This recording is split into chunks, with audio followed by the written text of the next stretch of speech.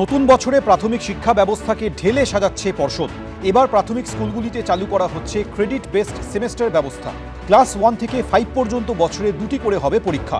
পর্ষদের ঘোষণা অনুযায়ী জুনে হবে প্রথম সেমেস্টার এবং ডিসেম্বরে দ্বিতীয় সেমেস্টার।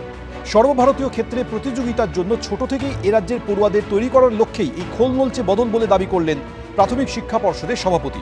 জাতীয় শিক্ষানীতির উপর ভর করে এনসিইআরটির একটি কারিকুলাম ফ্রেমওয়ার্ক অনুযায়ী চলবে গোটা প্রক্রিয়া। শিক্ষামন্ত্রীর অনুমোদন ক্রমে আমাদের শিক্ষা বিভাগ, বিদ্যালয় শিক্ষা বিভাগ গতকাল আমাদের অনুমতি দিয়েছেন 2025 শিক্ষাবর্ষ থেকে ক্রেডিট বেসড সেমিস্টার সিস্টেম চালু করার জন্য। ক্লাস 1 থেকে 5 পর্যন্ত প্রত্যেকটি সেমিস্টারে দুবার করে আমরা কি করব না, গঠনমূলক মূল্যায়ন। কিন্তু কি এই ক্রেডিট বেসড সেমেস্টার ব্যবস্থা? কিভাবে গোটা বিষয়টি পরিচালনা করা হবে? পর্ষদের ঘোষণা অনুযায়ী প্রথম থেকে পঞ্চম শ্রেণীর পড়ুয়াদের প্রত্যেকের নামে ইউনিক আইডেন্টিফিকেশন নম্বর তৈরি করা হবে। স্কুলে ওই পড়ুয়া কোন বিষয়ে কতক্ষণ ক্লাস করছে তার উপর ভিত্তি করে দেওয়া হবে ক্রেডিট পয়েন্ট।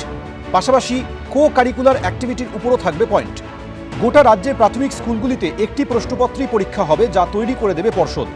মোট 100 নম্বরের পরীক্ষার মধ্যে 60 নম্বর থাকবে লিখিত পরীক্ষায়, বাকি 40 নম্বর থাকছে পড়ুয়ার সামগ্রিক পারফরমেন্সের উপর ভিত্তি করে।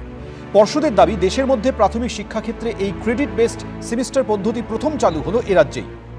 2009 রাইট টু এডুকেশন অ্যাক্ট অনুসারে আমাদের ক্লাস 5 থেকে আমাদের 8 পর্যন্ত সেখানে নো ডিটেনশন রীতি প্রচলিত, যেটা আমাদের এনসিইআরটি বলেছেন যে ক্লাস 1 থেকে 2 পর্যন্ত গোটা শিক্ষাবর্ষের আমাদের 800 ঘন্টা ছেলেমেয়েদের অতিবাহিত করতে হবে।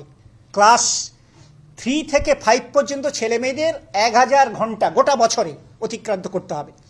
ধরুন ক্লাস 1-এর আমরা যদি বিবেচনা করি তাহলে দেখব সেখানে 376 ঘন্টা, আর ক্লাস 3 থেকে 5 পর্যন্ত সেখানে আমরা রাখতে পেরেছি 460 ঘন্টায়।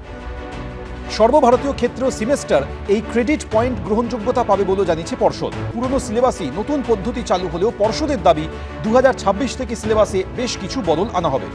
অরিত্রী ভট্টাচার্য, এবিপি আনন্দ, কলকাতা।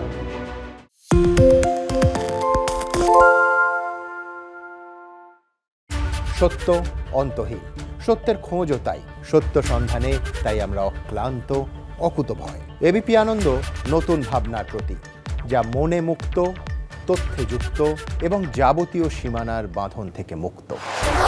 সীমা না শব্দটির মধ্যে লুকিয়ে আছে মানা শব্দটি, যেন চোখ রাঙানি এক অদৃশ্য বেড়াজাল, যা আটকে রাখে আমাদের এক ছোট্ট গণ্ডির মধ্যে। একমাত্র সঠিক খবরই গড়ে তুলবে এক মুক্ত সমাজ। সেই জগৎ গড়ার লক্ষ্যে কোনো সীমানার ঠুকুটি আমরা মানব না। এবিপি আনন্দ এগিয়ে থাকে, এগিয়ে রাখে।